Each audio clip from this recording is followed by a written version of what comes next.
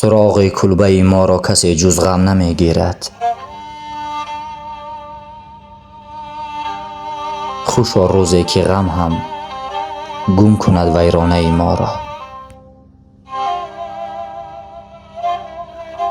دیوانه باش که غمت دیگران خورند،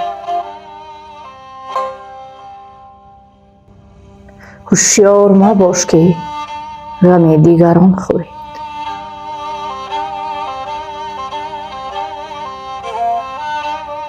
گویی که مردمان غم دیوانه می خورند، دیوانه هم شدیم،